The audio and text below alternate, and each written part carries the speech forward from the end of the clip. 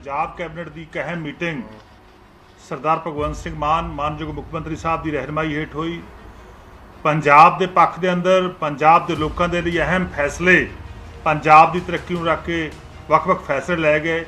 पंजाब सरकार के प्रशासनिक सुधार संबंधी डिपार्टमेंट वालों नवीं 20 पोस्टां नूं प्रवानगी दी गई, जिन्हां की भर्ती जी आने वाले समय के अंदर PPSC ते SS बोर्ड करनगे तां कि प्रशासनिक सुधार के जिहड़ियां ਦੇ ਅੰਦਰ ਹੋਰ ਤਰੀਕੇ ਦੇ ਨਾਲ ਕੰਮ ਜਿਹੜਾ ਹੈਗਾ ਹੋ ਸਕੇ। ਸਾਡੀਆਂ ਸਿਹਤ ਸੇਵਾਵਾਂ ਨੂੰ ਲੈ ਕੇ ਬਹੁਤ ਵੱਡਾ ਫੈਸਲਾ ਹੋਇਆਗਾ ਕਿ Punjab institute of liver and biliary sciences ਦੀ ਜਿਹੜੀ ਸਥਾਪਨਾ ਕੀ ਆ ਉਹ ਮੋਹਾਲੀ ਦੇ ਅੰਦਰ ਹੋ ਰਹੀ ਹੈਗੀ। ਲਿਵਰ ਐਂਡ ਬਾਇਲਰੀ ਸਾਇੰਸਸ ਦੀ ਸਥਾਪਨਾ ਮੋਹਾਲੀ 'ਚ ਹੋ ਰਹੀ ਆ, ਜਿਹਦੇ ਵਿੱਚ 484 ਅਸਾਮੀਆਂ ਦੀ 484 ਅਸਾਮੀਆਂ ਦੀ ਸਿਰਜਣਾ ਕੀਤੀ ਗਈ ਆ। ਪੰਜਾਬ ਦੇ ਅੰਦਰ ਬੋਰਿੰਗ ਲਿਮਟ FRBM ਐਕਟ ਦੇ ਵਿੱਚ ਸੋਧ ਕੀਤੀ ਗਈ ਆ। ਉਹਦੇ ਵਿੱਚ ਜਿਹੜੀ ਹਰੇਕ ਸਾਲ ਸਾਨੂੰ ਜਦੋਂ ਅਸੀਂ ਬੋਰਿੰਗ ਲੈਂਦੇ ਆ, ਲਿਮਟ ਕਰਦੇ ਆ, ਤਾਂ ਸਾਨੂੰ ਹਰੇਕ ਸਾਲ ਐਕਟ ਸੋਧਣਾ ਪੈਂਦਾ ਸੀਗਾ। ਉਹਨੂੰ ਜਰਨਲਾਈਜ਼ ਕੀਤਾ ਗਾ ਕਿ ਕਿਸ ਤਰ੍ਹਾਂ ਮਾਲੀ ਘਾਟੇ ਕੀ ਹੋਣਗੇ, ਇਸੇ ਤਰ੍ਹਾਂ ਜਿਹੜਾ ਵਿੱਤੀ ਘਾਟਾ ਕੀ ਹੈਗਾ, ਰੈਵਨਿਊ ਦਾ ਘਾਟਾ ਕੀ ਆ, ਉਹਨੂੰ ਜਿਹੜਾ ਹੈਗਾ ਬਰਾਬਰ ਮੰਨ ਕੇ ਅਸੀਂ ਜਿਹੜੀ ਬੋਰਿੰਗ ਲਿਮਟ ਕਰਾਂਗੇ। ਸੋ ਉਹਦੇ 'ਚ ਵੱਡਾ ਸੁਧਾਰ ਹੋਇਆਗਾ। ਐਜੂਕੇਸ਼ਨ ਦੇ ਵਿੱਚ ਵੀ ਇੱਕ ਬਹੁਤ ਅਹਿਮ ਫੈਸਲਾ ਜਿਹੜਾ ਅੱਜ ਸਰਕਾਰ ਵੱਲੋਂ ਕੀਤਾ ਗਿਆ ਹੈ, ਉਹ ਜਿਹੜੇ ਰਾਜ ਦੇ ਸੀਨੀਅਰ ਸੈਕੰਡਰੀ ਸਕੂਲ ਨੇ ਉਹਨਾਂ ਦੇ ਵਿੱਚ ਵਿਜ਼ਿਟਿੰਗ ਫੈਸਿਲਿਟੀ, ਕਿਉਂਕਿ ਕਈ ਵਾਰੀ ਇਸ ਤਰ੍ਹਾਂ ਦੇਖਿਆ ਗਿਆ ਹੈ ਕਿ ਕੋਈ ਪਰਟੀਕੂਲਰ ਫੀਲਡ ਇਹੋ ਜਿਹਾ ਹੁੰਦਾ ਜਿੱਥੇ ਵਿਜ਼ਿਟਿੰਗ ਫੈਕਲਟੀ ਦੀ ਲੋੜ ਹੁੰਦੀ ਹੈ ਤੇ ਉਹਨਾਂ ਨੂੰ ਨੀਡ ਬੇਸਡ ਜ਼ਰੂਰਤਾਂ ਮੁਤਾਬਕ ਉਹਨਾਂ ਨੂੰ ਜਿਹੜਾ ਵਿਜ਼ਿਟਿੰਗ ਫੈਸਿਲਿਟੀ ਅਲਾਉ ਕੀਤਾ ਗਿਆ, ਜਿਹਦੇ ਕਰਕੇ ਕਈ ਵਾਰੀ ਉਸ ਸਕੂਲ ਦੇ ਜਿਹੜੇ ਪਰਟੀਕੂਲਰ ਬੱਚਿਆਂ ਦੇ ਕੋਈ ਇੰਟਰਸਟ ਨੇ ਜਾਂ ਜ਼ਰੂਰਤਾਂ ਨੇ ਉਹ ਪੂਰੀਆਂ ਨਹੀਂ ਹੁੰਦੀਆਂ ਸੀਗੀਆਂ। ਉਹਦਾ ਫੈਸਲਾ ਕੀਤਾ ਗਿਆ। ਤਕਰੀਬਨ 30 ਕਰੋੜ ਰੁਪਏ ਦਾ ਇਹਦਾ ਆਊਟਲੇ ਹੈ ਜਿਹੜਾ ਉਹ ਰੱਖਿਆ ਗਿਆ। ਹੋਇਆਗਾ ਕਿ ਮਾਨਯੋਗ ਮੁੱਖ ਮੰਤਰੀ ਸਾਹਿਬ ਦਾ ਜਿਹੜਾ ਅਖਤਿਆਰੀ ਕੋਟਾ ਸੀ ਉਹਦੇ ਵਿੱਚ ਉਹ ਘਟਾ ਕੇ 50 ਕਰੋੜ ਤੋਂ 37 ਕਰੋੜ ਕੀਤਾ ਗਿਆ। ਇਸੇ ਤਰ੍ਹਾਂ ਜਿਹੜੇ ਮੰਤਰੀ ਸਾਹਿਬਾਨ ਨੇ, ਮੰਤਰੀ ਮੰਡਲ ਦੇ ਸਾਡੇ ਕੈਬਨਿਟ ਮੰਤਰੀ ਨੇ, ਕਿ ਉਹਨਾਂ ਦਾ ਪਹਿਲਾਂ 1.5 ਕਰੋੜ ਸੀਗਾ, ਉਹਨੂੰ ਘਟਾ ਕੇ 1 ਕਰੋੜ ਕੀਤਾ ਗਿਆਗਾ। ਪਹਿਲਾਂ ਜਿਹੜਾ ਹੁੰਦਾ ਸੀਗਾ, ਪਹਿਲਾਂ ਪੁਰਾਣੀਆਂ ਸਰਕਾਰ ਦੀ ਮੈਂ ਜੇ 2021 ਦੀ ਗੱਲ ਕਰਾਂ, ਜਿਹੜੀ ਰਿਪੋਰਟ ਪੇਸ਼ ਕੀਤੀ ਆ, ਇਹਦੇ ਅੰਦਰ ਇੰਨਾ ਹਿਊਜ ਡਿਫਰੈਂਸ ਹੈਗਾ ਕਿ ਬਜਟ ਰੱਖਿਆ ਗਿਆ ਸੀ ਲਗਭਗ 1200 ਕਰੋੜ ਦਾ, ਖਰਚਾ ਹੋਇਆ 200 ਕਰੋੜ। ਪਿਛਲੀ ਸਰਕਾਰ ਦੀ ਮੈਂ ਗੱਲ ਕਰਦਾ, ਉਹ ਖਰਚਾ ਨਹੀਂ ਕਰਦੀ ਸੀ। ਅਸੀਂ ਹੁਣ ਜਿਹੜਾ ਜੇ ਮੈਂ ਮੰਨ ਲਵਾਂ ਕਿ ਅਸੀਂ ਇਰੀਗੇਸ਼ਨ ਦਾ 2000 ਰੱਖਿਆ ਗਾ, ਤਾਂ ਅਸੀਂ 100% ਮੀਟ ਕਰ ਰਹੇ ਹਾਂ, ਤਾਂ ਉਹ 86% 87% ਖਰਚ ਹੋ ਚੁੱਕੇ ਨੇਗੇ। ਸੋ ਡਿਸਕ੍ਰਿਸ਼ਨਰੀ ਫੰਡ ਜਿਹੜੀ ਹੈ ਇਸੇ ਗੱਲ ਕਰ, ਜਿੱਥੇ ਵੀ ਕਿਤੇ ਟੈਕਸ ਦੀ ਅਵੇਜ਼ਨ ਆ ਗਈ, ਚਾਹੇ ਉਹ ਬਟੀਕ ਦੇ ਵਿੱਚ ਆ, ਚਾਹੇ ਉਹ ਆਈਲੈਟ ਸੈਂਟਰ ਦੇ ਵਿੱਚ ਆ, ਚਾਹੇ ਕਿਸੇ ਹੋਰ ਜਗ੍ਹਾ ਦੇ ਉੱਤੇ ਆ, ਉਹਨਾਂ ਸਭ ਨੂੰ ਬਿਲਕੁਲ ਅਸੀਂ ਦੁਰਸਤ ਕਰ ਰਹੇ ਹਾਂ, ਠੀਕ ਕਰ ਰਹੇ ਹਾਂਗੇ। ਸਾਡੀਆਂ ਟੀਮਾਂ ਅੱਜ ਵੀ ਮੰਡੀ ਗੋਬਿੰਦਗੜ੍ਹ ਦੇ ਵਿੱਚ, ਲੁਧਿਆਣੇ ਦੇ ਵਿੱਚ, ਪੰਜਾਬ ਦੇ ਵੱਖ-ਵੱਖ ਥਾਵਾਂ 'ਤੇ ਗਈਆਂ ਹੋਈਆਂ ਨੇਗੀਆਂ। ਅਸੀਂ ਹਰ ਰੋਜ਼ ਜਿੱਥੇ ਵੀ ਕਿਤੇ ਚੋਰੀਆਂ ਨੂੰ ਅਸੀਂ ਪਲੱਗ ਕਰਾਂਗੇ, ਚੋਰੀ ਨੂੰ ਖਤਮ ਕਰਾਂਗੇ, ਕਿਉਂਕਿ ਉਹ ਪੈਸਾ ਜਿਹੜਾ ਪੈਸਾ ਬੰਦਾ GST ਦੇ ਕੋਟੇ 'ਚ ਆਉਣਾ ਚਾਹੀਦਾ, ਸਾਡੇ GST ਦੇ ਹੈੱਡ ਵਿੱਚ ਆਉਣਾ ਚਾਹੀਦਾ, ਉਹ ਕਿਤੇ ਨਾ ਕਿਤੇ ਉਹਦੀ ਦੁਰਉਪਯੋਗ ਜਾਂ ਉਹਦੀ ਚੋਰੀ ਹੋ ਰਹੀ ਸੀਗੀ ਵੱਡੀ ਪੱਧਰ 'ਤੇ, ਉਹ ਬਿਲਕੁਲ ਅਸੀਂ ਲੱਗੇ ਹਾਂ ਰੋਕਾਂਗੇ। ਮੈਂ ਸਮਝਦਾ ਕਿ ਇਹ ਕਈ ਸਾਰੇ ਡਿਸੀਜਨ ਨੇ ਜਿਹੜੇ ਅੱਜ ਕੈਬਨਿਟ ਨੇ ਲਏ ਨੇ, ਔਰ ਇਸ ਤੋਂ ਵੀ ਇੰਪੋਰਟੈਂਟ ਕਿਉਂਕਿ ਅੱਜ ਪੰਜਾਬ ਦੇ ਵਿੱਚ ਭਗਵੰਤ ਮਾਨ ਜੀ ਦੀ ਅਗਵਾਈ ਦੇ ਵਿੱਚ ਖੇਡਾਂ ਦਾ ਇੱਕ ਬਹੁਤ ਵਧੀਆ ਮਾਹੌਲ ਹੈ ਜਿਹੜਾ ਉਹ ਪੰਜਾਬ ਦੇ ਵਿੱਚ ਬਣ ਰਿਹਾ ਹੈ। ਔਰ ਕੱਲ੍ਹ ਨੂੰ ਖੇਡਾਂ ਵਤਨ ਪੰਜਾਬ ਦੀਆਂ ਸੀਜ਼ਨ 2 ਦਾ ਆਗਾਜ਼ ਹੈ ਜਿਹੜਾ ਉਹ ਹੋਣ ਜਾ ਰਿਹਾ ਹੈ, ਜਿਸ ਦੇ ਵਿੱਚ ਪੰਜਾਬ ਦੇ ਮਾਨਯੋਗ ਮੁੱਖ ਮੰਤਰੀ ਭਗਵੰਤ ਮਾਨ ਜੀ ਔਰ ਹਜ਼ਾਰਾਂ ਦੀ ਤਾਦਾਦ ਦੇ ਵਿੱਚ ਸਪੋਰਟਸ ਪਰਸਨ ਨੇ ਜਿਹੜੇ ਉਹ ਪਾਰਟਿਸਿਪੇਟ ਕਰਨਗੇ। 5 ਕੈਦੀਆਂ ਦੀਆਂ ਰਿਪੋਰਟਾਂ ਪੇਸ਼ ਹੋਈਆਂ, ਜਿਨ੍ਹਾਂ ਨੂੰ ਅਗਾਊਂ ਅਗੇਤੀ ਰਿਹਾਈ ਦੇ ਲਈ ਜਿਨ੍ਹਾਂ ਦੀ ਰਿਪੋਰਟ ਪੇਸ਼ ਹੋਈ, ਉਹਨਾਂ 4 ਰਿਪੋਰਟਾਂ ਜਿਹੜੀਆਂ ਸੀਗੀ ਅਗੇਤੀ ਰਿਹਾਈ ਲਈ ਸੀਗੀਆਂ, 1 ਰਿਪੋਰਟ ਜਿਹੜੀ ਸੀਗੀ ਉਹ ਰਿਜੈਕਸ਼ਨ ਦੀ ਸੀਗੀ ਕਿ ਇਸ ਕੈਦੀ ਨੂੰ ਰਿਹਾ ਨਾ ਕੀਤਾ ਜਾਵੇ, ਕਿਉਂਕਿ ਉਹਦੇ ਖਿਲਾਫ ਬਹੁਤ ਸਾਰੇ ਮੁਕੱਦਮੇ, ਬਹੁਤ ਸਾਰੇ ਜਿਹੜੇ ਤੋਂ ਚਾਲ ਚੱਲਣ ਸੀ, ਉਹ ਥੱਲੋਂ ਲਿਖ ਕੇ ਠੀਕ ਨਹੀਂ ਆਇਆ ਸੀਗਾ। ਸੋ 1 ਕੈਦੀ ਦੀ ਰਿਪੋਰਟ ਜਿਹੜੀ ਉਹ ਰਿਜੈਕਟ ਕੀਤੀ ਗਈ। 4 ਕੈਦੀਆਂ ਦੀ ਜਿਹੜੀ ਅਗਾਊਂ ਰਿਹਾਈ ਆ ਉਹਨੂੰ ਪ੍ਰਵਾਨਗੀ ਮੰਤਰੀ ਮੰਡਲ ਵੱਲੋਂ ਜਾਰੀ ਕੀਤੀ ਗਈ। ਅੱਜ ਪੰਜਾਬ ਕੈਬਨਿਟ ਦੀ ਇੱਕ ਅਹਿਮ ਮੀਟਿੰਗ ਸਰਦਾਰ ਭਗਵੰਤ ਸਿੰਘ ਮਾਨ ਮਾਨਯੋਗ ਮੁੱਖ ਮੰਤਰੀ ਸਾਹਿਬ ਦੀ ਰਹਿਨੁਮਾਈ ਹੇਠ ਹੋਈ। ਪੰਜਾਬ ਦੇ ਪੱਖ ਦੇ ਅੰਦਰ ਪੰਜਾਬ ਦੇ ਲੋਕਾਂ ਦੇ ਲਈ ਅਹਿਮ ਫੈਸਲੇ, ਪੰਜਾਬ ਦੀ ਤਰੱਕੀ ਨੂੰ ਰੱਖ ਕੇ ਵੱਖ-ਵੱਖ ਫੈਸਲੇ ਲਏ ਗਏ, ਜਿਨ੍ਹਾਂ ਵਿੱਚੋਂ ਮੈਂ ਸਮਝਦਾ ਕਿ 2021-22 ਦੀ ਜਿਹੜੀ ਐਨੂਅਲ ਰਿਪੋਰਟ ਆ ਇਰੀਗੇਸ਼ਨ ਡਿਪਾਰਟਮੈਂਟ ਦੀ, ਸਿੰਚਾਈ ਵਿਭਾਗ ਦੀ 2021-22 ਦੀ ਰਿਪੋਰਟ ਜਿਹੜੀ ਆ ਸਾਲਾਨਾ ਰਿਪੋਰਟ ਉਹ ਪੇਸ਼ ਕੀਤੀ ਗਈ, ਜਿਹਨੂੰ ਪ੍ਰਵਾਨਗੀ ਆ ਮੰਤਰੀ ਮੰਡਲ ਵੱਲੋਂ ਦਿੱਤੀ ਗਈ। ਇਸੇ ਤਰ੍ਹਾਂ ਲਗਭਗ 5 ਕੈਦੀਆਂ ਦੀਆਂ ਰਿਪੋਰਟਾਂ ਪੇਸ਼ ਹੋਈਆਂ, ਜਿਨ੍ਹਾਂ ਨੂੰ ਅਗਾਊਂ ਅਗੇਤੀ ਰਿਹਾਈ ਦੇ ਲਈ ਜਿਨ੍ਹਾਂ ਦੀ ਰਿਪੋਰਟ ਪੇਸ਼ ਹੋਈ, ਉਹਨਾਂ 4 ਰਿਪੋਰਟਾਂ ਜਿਹੜੀਆਂ ਸੀਗੀ ਅਗੇਤੀ ਰਿਹਾਈ ਲਈ ਸੀਗੀਆਂ। ਇੱਕ ਰਿਪੋਰਟ ਜਿਹੜੀ ਸੀਗੀ ਉਹ ਰਿਜੈਕਸ਼ਨ ਦੀ ਸੀਗੀ ਕਿ ਇਸ ਕੈਦੀ ਨੂੰ ਰਿਹਾ ਨਾ ਕੀਤਾ ਜਾਵੇ, ਕਿਉਂਕਿ ਉਹਦੇ ਖਿਲਾਫ ਬਹੁਤ ਸਾਰੇ ਮੁਕੱਦਮੇ, ਬਹੁਤ ਸਾਰੇ ਜਿਹੜੇ ਤੋਂ ਚਾਰਜ ਚੱਲਣਾ ਸੀ ਉਹ ਥੱਲੋਂ ਲਿਖ ਕੇ ਠੀਕ ਨਹੀਂ ਆਇਆ ਸੀਗਾ। ਸੋ ਇੱਕ ਕੈਦੀ ਦੀ ਰਿਪੋਰਟ ਜਿਹੜੀ ਆ ਉਹ ਰਿਜੈਕਟ ਕੀਤੀ ਗਈ। 4 ਕੈਦੀਆਂ ਦੀ ਜਿਹੜੀ ਅਗਾਊਂ ਰਿਹਾਈ ਆ ਉਹਨੂੰ ਪ੍ਰਵਾਨਗੀ ਮੰਤਰੀ ਮੰਡਲ ਵੱਲੋਂ ਅੱਜ ਜਾਰੀ ਕੀਤੀ ਗਈ। ਇਸੇ ਤਰ੍ਹਾਂ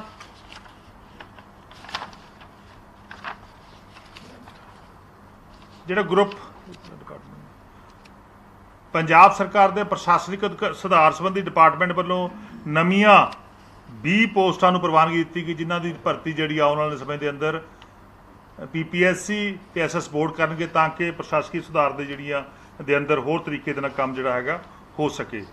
ਇਸ ਤੋਂ ਬਿਨਾਂ ਪੰਜਾਬ ਦੇ ਅੰਦਰ ਇੱਕ ਮੋਹਾਲੀ ਦੇ ਵਿੱਚ ਇੱਕ ਬਹੁਤ ਵੱਡਾ ਜਿਹੜਾ ਮੈਂ ਸਮਝਦਾ ਹੈਲਥ ਦੇ ਖੇਤਰ ਦੇ ਅੰਦਰ ਸਾਡੀਆਂ ਸਿਹਤ ਸੇਵਾਵਾਂ ਨੂੰ ਲੈ ਕੇ ਬਹੁਤ ਵੱਡਾ ਫੈਸਲਾ ਹੋਇਆਗਾ ਕਿ Punjab institute of liver and biliary sciences ਦੀ ਜਿਹੜੀ ਸਥਾਪਨਾ ਕੀ ਆ ਉਹ ਮੋਹਾਲੀ ਦੇ ਅੰਦਰ ਹੋ ਰਹੀ ਹੈਗੀ।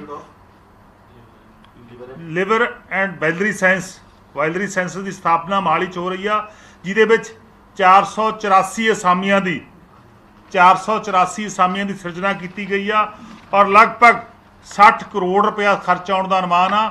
ਔਰ ਜਿਹਦੇ ਨਾਲ ਮੈਂ ਸਮਝਦਾ ਪੰਜਾਬ ਦੇ ਹੈਪੇਟਾਈਟਸ C ਦੇ ਕੇਸ, ਲਿਵਰ ਦੇ ਕੇਸ, ਜਿਹਨਾਂ ਨੂੰ ਕੋਈ ਨਾ ਕੋਈ ਬਿਮਾਰੀ ਆ ਉਹਨੂੰ ਜਿਹੜਾ ਹੈਗਾ ਠੀਕ ਕਰਨ ਦੇ ਵਿੱਚ ਬਹੁਤ ਵੱਡਾ ਇੱਕ ਮੀਲ ਪੱਥਰ ਸਾਬਤ ਹੋਊਗਾ, ਇੱਕ ਬਹੁਤ ਵੱਡੀ ਕ੍ਰਾਂਤੀਕਾਰੀ ਕਦਮ ਹੈਗਾ। ਮੈਂ ਸਮਝਦਾ ਪੰਜਾਬ ਵਿੱਚ ਸਿਹਤ ਸੇਵਾਵਾਂ ਨੂੰ ਹੋਰ ਬਿਹਤਰ ਬਣਾਉਣ ਦੇ ਲਈ ਔਰ ਪੰਜਾਬ ਦੇ ਨੌਜਵਾਨਾਂ ਦੇ, ਪੰਜਾਬ ਦੇ ਲੋਕਾਂ ਨੂੰ ਜੇਕਰ ਕੋਈ ਬਿਮਾਰ ਹੈਗਾ ਉਹਨੂੰ ਠੀਕ ਕਰਨ ਵਿੱਚ ਬਹੁਤ ਵੱਡਾ ਇਤਿਹਾਸਕ ਕਦਮ ਜਿਹੜਾ ਚੁੱਕਿਆ ਗਿਆ ਹੈਗਾ। ਇਸੇ ਤਰ੍ਹਾਂ ਪੰਜਾਬ ਦੇ ਅੰਦਰ ਬੋਰਿੰਗ ਲਿਮਟ FRBM ਐਕਟ ਦੇ ਵਿੱਚ ਸੋਧ ਕੀਤੀ ਗਈ ਆ। ਉਹਦੇ ਵਿੱਚ ਜਿਹੜੀ ਹਰੇਕ ਸਾਲ ਸਾਨੂੰ ਜਦੋਂ ਅਸੀਂ ਬੋਰਿੰਗ ਲੈਂਦੇ ਆ, ਲਿਮਿਟ ਕਰਦੇ ਆ, ਤਾਂ ਸਾਨੂੰ ਹਰੇਕ ਸਾਲ ਐਕਟ ਸੋਧਣਾ ਪੈਂਦਾ ਸੀਗਾ। ਉਹਨੂੰ ਜਰਨਲਾਈਜ਼ ਕੀਤਾ ਗਾ ਕਿ ਕਿਸ ਤਰ੍ਹਾਂ ਮਾਲੀ ਘਾਟੇ ਕੀ ਹੋਣਗੇ, ਇਸੇ ਤਰ੍ਹਾਂ ਜਿਹੜਾ ਵਿੱਤੀ ਘਾਟਾ ਕੀ ਹੈਗਾ, ਰੈਵਨਿਊ ਦਾ ਘਾਟਾ ਕੀ ਆ, ਉਹਨੂੰ ਜਿਹੜਾ ਹੈਗਾ ਬਰਾਬਰ ਮੰਨ ਕੇ ਅਸੀਂ ਜਿਹੜੀ ਬੋਰਿੰਗ ਲਿਮਿਟ ਕਰਾਂਗੇ। ਸੋ ਉਹਦੇ 'ਚ ਇੱਕ ਵੱਡਾ ਸੁਧਾਰ ਹੋਇਆਗਾ। ਸੋ ਹੁਣ ਮੈਂ ਅਮਨ ਅਰੋੜਾ ਜੀ ਨੂੰ ਬੇਨਤੀ ਕਰੂੰਗਾ ਕਿ ਕੁਝ ਮੁੱਦੇ ਇਹਨਾਂ ਨਾਲ ਸੰਬੰਧਿਤ ਨੇਗੇ, ਇਹ ਵੀ ਬਰੀਫ ਕਰਨਗੇ। ਬਹੁਤ ਬਹੁਤ ਧੰਨਵਾਦ ਚੀਮਾ ਸਾਹਿਬ। ਜਿਵੇਂ ਚੀਮਾ ਸਾਹਿਬ ਨੇ ਦੱਸਿਆ ਹੈ ਕਿ ਕਈ ਇੰਪੋਰਟੈਂਟ ਡਿਸੀਜਨ ਨੇ ਜਿਹੜੇ ਉਹ ਲਏ ਗਏ ਨੇ, ਜਿਹਦੇ ਵਿੱਚ ਮੈਂ ਸਮਝਦਾ ਕਿ ਹੈਲਥ ਔਰ ਐਜੂਕੇਸ਼ਨ ਦੇ ਵੀ ਜਿਵੇਂ ਔਰ ਜੌਬਸ ਦਾ, ਜਿਵੇਂ ਪ੍ਰਸ਼ਾਸਨਿਕ ਸੁਧਾਰ ਡਿਪਾਰਟਮੈਂਟ ਸਾਡੇ ਗਵਰਨੈਂਸ ਰਿਫਾਰਮਸ ਦੇ ਵਿੱਚ ਜਿਹੜੀਆਂ 20 ਖਾਲੀ ਪੋਸਟਾਂ ਨੇ ਉਹਨਾਂ ਨੂੰ ਭਰਨ ਦੀ ਗੱਲ ਕੀਤੀ ਗਈ ਹੈ ਔਰ ਇਸੇ ਤਰ੍ਹਾਂ ਹੈਲਥ ਸੈਕਟਰ ਦੇ ਵਿੱਚ ਕੀਤੀ ਗਈ ਹੈ। ਐਜੂਕੇਸ਼ਨ ਦੇ ਵਿੱਚ ਵੀ ਇੱਕ ਬਹੁਤ ਅਹਿਮ ਫੈਸਲਾ ਜਿਹੜਾ ਅੱਜ ਸਰਕਾਰ ਵੱਲੋਂ ਕੀਤਾ ਗਿਆ ਹੈ, ਉਹ ਜਿਹੜੇ ਰਾਜ ਦੇ ਸੀਨੀਅਰ ਸੈਕੰਡਰੀ ਸਕੂਲ ਨੇ ਉਹਨਾਂ ਦੇ ਵਿੱਚ ਵਿਜ਼ਿਟਿੰਗ ਫੈਸਿਲਿਟੀ, ਕਿਉਂਕਿ ਕਈ ਵਾਰੀ ਇਸ ਤਰ੍ਹਾਂ ਦੇਖਿਆ ਗਿਆ ਹੈ ਕਿ ਕੋਈ ਪਰਟੀਕੂਲਰ ਫੀਲਡ ਇਹੋ ਜਿਹਾ ਹੁੰਦਾ ਜਿੱਥੇ ਵਿਜ਼ਿਟਿੰਗ ਫੈਕਲਟੀ ਦੀ ਲੋੜ ਹੁੰਦੀ ਹੈ ਅਤੇ ਉਹਨਾਂ ਨੂੰ ਨੀਡ ਬੇਸਡ ਜ਼ਰੂਰਤਾਂ ਮੁਤਾਬਕ ਉਹਨਾਂ ਨੂੰ ਜਿਹੜਾ ਵਿਜ਼ਿਟਿੰਗ ਫੈਸਿਲਿਟੀ ਅਲਾਓ ਕੀਤਾ ਗਿਆ, ਜਿਹਦੇ ਕਰਕੇ ਕਈ ਵਾਰੀ ਉਸ ਸਕੂਲ ਦੇ ਜਿਹੜੇ ਪਰਟੀਕੂਲਰ ਬੱਚਿਆਂ ਦੇ ਕੋਈ ਇੰਟਰਸਟ ਨੇ ਜਾਂ ਜ਼ਰੂਰਤਾਂ ਨੇ ਉਹ ਪੂਰੀਆਂ ਨਹੀਂ ਹੁੰਦੀਆਂ ਸੀਗੀਆਂ। ਉਹਦਾ ਫੈਸਲਾ ਕੀਤਾ ਗਿਆ। ਤਕਰੀਬਨ 30 ਕਰੋੜ ਰੁਪਏ ਦਾ ਇਹਦਾ ਆਊਟਲੇ ਹੈ ਜਿਹੜਾ ਉਹ ਰੱਖਿਆ ਗਿਆ। ਸੋ ਮੈਂ ਸਮਝਦਾ ਕਿ ਇਹ ਕਈ ਸਾਰੇ ਡਿਸੀਜਨ ਨੇ ਜਿਹੜੇ ਅੱਜ ਕੈਬਨਿਟ ਨੇ ਲਏ ਨੇ ਔਰ ਇਸ ਤੋਂ ਵੀ ਇੰਪੋਰਟੈਂਟ ਕਿਉਂਕਿ ਅੱਜ ਪੰਜਾਬ ਦੇ ਵਿੱਚ ਭਗਵੰਤ ਮਾਨ ਜੀ ਦੀ ਅਗਵਾਈ ਦੇ ਵਿੱਚ ਖੇਡਾਂ ਦਾ ਇੱਕ ਬਹੁਤ ਵਧੀਆ ਮਾਹੌਲ ਹੈ ਜਿਹੜਾ ਉਹ ਪੰਜਾਬ ਦੇ ਵਿੱਚ ਬਣ ਰਿਹਾ ਹੈ ਔਰ ਕੱਲ੍ਹ ਨੂੰ ਖੇਡਾਂ ਵਤਨ ਪੰਜਾਬ ਦੀਆਂ ਸੀਜ਼ਨ 2 ਦਾ ਆਗਾਜ਼ ਹੈ ਜਿਹੜਾ ਉਹ ਹੋਣ ਜਾ ਰਿਹਾ ਹੈ, ਜਿਸ ਦੇ ਵਿੱਚ ਪੰਜਾਬ ਦੇ ਮਾਣਯੋਗ ਮੁੱਖ ਮੰਤਰੀ ਭਗਵੰਤ ਮਾਨ ਜੀ ਔਰ ਹਜ਼ਾਰਾਂ ਦੀ ਤਾਦਾਦ ਦੇ ਵਿੱਚ ਸਪੋਰਟਸ ਪਰਸਨ ਨੇ ਜਿਹੜੇ ਉਹ ਪਾਰਟਿਸਿਪੇਟ ਕਰਨਗੇ। ਸੋ ਤੁਹਾਨੂੰ ਮੀਡੀਆ ਦੇ ਜ਼ਰੀਏ ਬੇਨਤੀ ਕਰਦੇ ਹਾਂ ਕਿ ਜਿਵੇਂ ਜਿਸ ਤਰੀਕੇ ਦੇ ਨਾਲ ਪਿਛਲੀ ਵਾਰੀ 3 ਲੱਖ ਤੋਂ ਵੱਧ ਖਿਡਾਰੀਆਂ ਨੇ ਉਹਦੇ 'ਚ ਪਾਰਟਿਸਿਪੇਟ ਕਰਕੇ ਉਸ ਮਹਾਂਕੁੰਭ ਦੇ ਵਿੱਚ ਇੱਕ ਪੰਜਾਬ ਦੇ ਵਿੱਚ ਮਾਹੌਲ ਸਿਰਜਿਆ ਸਪੋਰਟਸ ਦਾ, ਉਹਦੇ ਵਾਸਤੇ ਵੀ ਬੇਨਤੀ ਹੈ ਸਾਰੇ ਪੰਜਾਬ ਦੇ ਸਪੋਰਟਸ ਪਰਸਨ ਕਿ ਵੱਧ ਤੋਂ ਵੱਧ ਪਾਰਟਿਸਿਪੇਟ ਕਰਨ ਤਾਂ ਕਿ ਇੱਕ ਵਧੀਆ ਮਾਹੌਲ ਹੈ ਜਿਹੜਾ ਪੰਜਾਬ ਦੇ ਵਿੱਚ ਸਿਰਜਿਆ ਜਾ ਸਕੇ।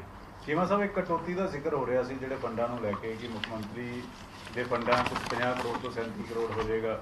ਮੰਤਰੀਆਂ ਦੀ ਫੈਸਲਾ ਹੋਇਆਗਾ ਕਿ ਮਾਨਯੋਗ ਮੁੱਖ ਮੰਤਰੀ ਸਾਹਿਬ ਦਾ ਜਿਹੜਾ ਅਖਤਿਆਰੀ ਕੋਟਾ ਸੀ ਉਹਦੇ ਵਿੱਚ ਉਹ ਘਟਾ ਕੇ 50 ਕਰੋੜ ਤੋਂ 37 ਕਰੋੜ ਕੀਤਾ ਗਿਆ। ਇਸੇ ਤਰ੍ਹਾਂ ਜਿਹੜੇ ਮੰਤਰੀ ਸਾਹਿਬਾਨ ਨੇ, ਮੰਤਰੀ ਮੰਡਲ ਦੇ ਸਾਡੇ ਕੈਬਨਿਟ ਮੰਤਰੀ ਨੇ, ਕਿ ਉਹਨਾਂ ਦਾ ਪਹਿਲਾਂ 1.5 ਕਰੋੜ ਸੀਗਾ ਉਹਨੂੰ ਘਟਾ ਕੇ 1 ਕਰੋੜ ਕੀਤਾ ਗਿਆ ਗਾ, ਕਿਉਂਕਿ ਬਹੁਤ ਸਾਰੀਆਂ ਜੇ ਮੈਂ ਗੱਲ ਕਰਾਂ ਸਕੂਲਾਂ ਦੀ ਕਾਇਆ ਕਲਪ ਦੀ ਗੱਲ ਕਰਾਂ, ਉਹਦੇ ਲਈ ਇੱਕ ਵੱਖਰਾ ਬਜਟ ਜਿਹੜਾ ਅਸੀਂ ਰੱਖਿਆ ਸੀਗਾ ਕਿ ਦੀਵਾਰਾਂ ਬਣਾਉਣ ਦੇ ਲਈ, ਸਕੂਲ ਦੇ ਕਮਰੇ ਬਣਾਉਣ ਦੇ ਲਈ, ਸਕੂਲ ਦੇ ਅੰਦਰ ਲਾਇਬ੍ਰੇਰੀਆਂ ਬਣਾਉਣ ਦੇ ਲਈ, ਸਕੂਲ ਦੇ ਅੰਦਰ ਸਾਇੰਸ ਦੇ ਕਮਰੇ ਬਣਾਉਣ ਲਈ, ਉਹ ਆਲਰੇਡੀ ਇਹ ਕਿਉਂਕਿ ਇਹ ਡਿਸਕ੍ਰਿਪਸ਼ਨ ਫੰਡ ਉੱਥੇ ਹੀ ਜਾਂਦਾ ਸੀਗਾ, ਉਹ ਅਸੀਂ ਆਲਰੇਡੀ ਉਹਦਾ ਪ੍ਰਬੰਧ ਕੀਤਾ। ਇਸੇ ਤਰ੍ਹਾਂ ਸਵੱਛ ਭਾਰਤ ਦੇ ਅਧੀਨ ਅਸੀਂ ਜਿਹੜਾ ਵੀ ਪਾਣੀ ਦਾ ਪ੍ਰਬੰਧ, ਪੀਣ ਵਾਲੇ ਪਾਣੀ ਦਾ ਪ੍ਰਬੰਧ, ਗੰਦੇ ਪਾਣੀ ਦਾ ਪ੍ਰਬੰਧ, ਇਸੇ ਤਰ੍ਹਾਂ ਪਿੰਡਾਂ 'ਚ ਇਹ ਸਾਰੇ ਆਲਰੇਡੀ ਉਹ ਜਿਹੜੇ ਹੈਗੇ ਨੇ ਉਹ ਬੰਦ ਹੋ ਚੁੱਕੇ ਨੇ। ਸੋ ਇਸੇ ਗੱਲ ਕਰਕੇ ਜਿਹੜੀ ਮੈਂ ਸਮਝਦਾ ਗਾ ਉਹਦੀ ਗ੍ਰਾਂਟ ਦੀ ਲੋੜ ਘੱਟ ਗਈ, ਇਸ ਕਰਕੇ ਉਹ ਕਰੋੜ ਕੀਤੀ। ਪ੍ਰਬੰਧ ਡਿਪਾਰਟਮੈਂਟਾਂ ਨੂੰ ਜਿਹੜੇ ਬਜਟ ਹੁੰਦਾ ਹੈ ਉਹ ਆਪਣਾ ਨਿਰਧਾਰਿਤ ਕੀਤਾ ਜਾਂਦਾ ਹੈਗਾ, ਤੁਸੀਂ ਹਰ ਸਾਲ ਕਰਦੇ ਵੀ ਹੈਗੇ ਹੋ, ਲੇਕਿਨ ਖਾਸ ਤੌਰ ਤੇ ਜਿਹੜਾ ਫੰਡ ਸੀ ਪਹਿਲਾਂ ਜਿਹੜਾ ਹੁੰਦਾ ਸੀਗਾ, ਪਹਿਲਾਂ ਪੁਰਾਣੀਆਂ ਸਰਕਾਰ ਦੀ ਮੈਂ ਜੇ 2021 ਦੀ ਗੱਲ ਕਰਾਂ, ਜਿਹੜੀ ਰਿਪੋਰਟ ਪੇਸ਼ ਕੀਤੀ ਆ, ਇਹਦੇ ਅੰਦਰ ਇੰਨਾ ਹਿਊਜ ਡਿਫਰੈਂਸ ਹੈਗਾ ਕਿ ਬਜਟ ਰੱਖਿਆ ਗਿਆ ਸੀ ਲਗਭਗ 1200 ਕਰੋੜ ਦਾ, ਖਰਚਾ ਹੋਇਆ 200 ਕਰੋੜ। ਪਿਛਲੀ ਸਰਕਾਰ ਦੀ ਮੈਂ ਗੱਲ ਕਰਦਾ, ਉਹ ਖਰਚਾ ਨਹੀਂ ਕਰਦੀ ਸੀ। ਅਸੀਂ ਹੁਣ ਜਿਹੜਾ ਜੇ ਮੈਂ ਮੰਨ ਲਵਾਂ ਕਿ ਅਸੀਂ ਇਰੀਗੇਸ਼ਨ ਦਾ 2000 ਰੱਖਿਆ ਗਾ, ਤਾਂ ਅਸੀਂ 100% ਮੀਟ ਕਰ ਰਹੇ ਹਾਂ, ਤਾਂ ਉਹ 86% 87% ਖਰਚ ਹੋ ਚੁੱਕੇ ਨੇਗੇ। ਸੋ ਡਿਸਕ੍ਰਿਸ਼ਨਰੀ ਫੰਡ ਜਿਹੜੀ ਹੈ ਇਸੇ ਗੱਲ ਕਰਕੇ ਚੀਮਾ ਸਾਹਿਬ ਇੱਕ ਡਿਪਟੀ ਸਪੀਕਰ ਦੇ ਫੰਡ ਦੇ ਵਿੱਚ ਵੀ ਕਮੀ ਹੋਏਗੀ ਜਿਸ ਦੇ ਨਾਲ ਸਪੀਕਰ ਔਰ ਡਿਪਟੀ ਸਪੀਕਰ ਬਿਲਕੁਲ ਸਾਰੇ ਫੰਡਾਂ 'ਚ ਕਮੀ ਹੋਊ। ਚੀਮਾ ਸਾਹਿਬ ਆਂਗਨਵਾੜੀ ਵਰਕਰਾਂ ਨੂੰ ਵੀ ਕੋਈ ਐਮਐਲਏ ਭਰਤੀ ਕਰਨ ਜਾ ਰਹੇ? ਬਿਲਕੁਲ ਆਂਗਨਵਾੜੀ ਵਰਕਰਾਂ ਦੀ ਭਰਤੀ ਬਿਲਕੁਲ ਚੱਲ ਰਹੀ ਹੈ। ਚੀਮਾ ਸਾਹਿਬ ਪਰਾਲੀ ਨੂੰ ਲੈ ਕੇ, ਕਿਉਂਕਿ ਅਗਲੇ ਮਹੀਨੇ ਪਰਾਲੀ ਦਾ ਇਸ਼ੂ ਆਣਾ ਹੋਇਆ, ਪਰਾਲੀ ਨੂੰ ਲੈ ਕੇ ਕੋਈ ਡਿਸੀਜਨ ਲਿੱਤਾ? ਕਿਸਾਨ ਕਹਿ ਰਹੇ ਕਿ ਹਾਂਜੀ ਹਜੇ ਕੋਈ ਡਿਸੀਜਨ ਨਹੀਂ। ਮਾਨਸੂਨ ਸੈਸ਼ਨ ਦੂਸਰਾ ਕੋਈ ਗੱਲਬਾਤ ਹੋਈ ਹੈ? ਨਹੀਂ ਜੀ, ਮਾਨਸੂਨ ਸੈਸ਼ਨ ਨੂੰ ਲੈ ਕੇ ਕੋਈ ਗੱਲ ਨਹੀਂ। ਬੁਟੀਕ ਕਈ ਥਾਵਾਂ ਤੇ ਦੇਖਿਆ ਗਿਆ ਕਿ ਜੀਐਸਟੀ ਦਾ ਟੈਕਸ ਨਹੀਂ ਭਰਦੇ, ਔਰ ਕਈ ਥਾਵਾਂ ਤੇ ਆਈਲੈਟ ਸੈਂਟਰ ਵਾਲੇ ਨਹੀਂ ਭਰਦੇ, ਉਸ ਨੂੰ ਲੈ ਕੇ ਵੀ ਕੋਈ ਚਰਚਾ ਕੀਤੀ ਗਈ? ਦੇਖੋ ਡਿਪਾਰਟਮੈਂਟ, ਕਿਉਂਕਿ ਜੀਐਸਟੀ ਦਾ ਡਿਪਾਰਟਮੈਂਟ ਮੈਂ ਦੇਖ ਰਿਹਾ, ਟੈਕਸ ਡਿਪਾਰਟਮੈਂਟ ਮੈਂ ਦੇਖ ਰਿਹਾ, ਜਿੱਥੇ ਵੀ ਕਿਤੇ ਟੈਕਸ ਦੀ ਅਵੇਜ਼ਨ ਆ ਗਈ, ਚਾਹੇ ਉਹ ਬੁਟੀਕ ਦੇ ਵਿੱਚ ਆ, ਚਾਹੇ ਉਹ ਆਈਲੈਟ ਸੈਂਟਰ ਦੇ ਵਿੱਚ ਆ, ਚਾਹੇ ਕਿਸੇ ਹੋਰ ਜਗ੍ਹਾ ਦੇ ਉੱਤੇ ਆ, ਉਹਨਾਂ ਸਭ ਨੂੰ ਬਿਲਕੁਲ ਅਸੀਂ ਦੁਰਸਤ ਕਰ ਰਹੇ ਹਾਂ, ਠੀਕ ਕਰ ਰਹੇ ਹਾਂਗੇ।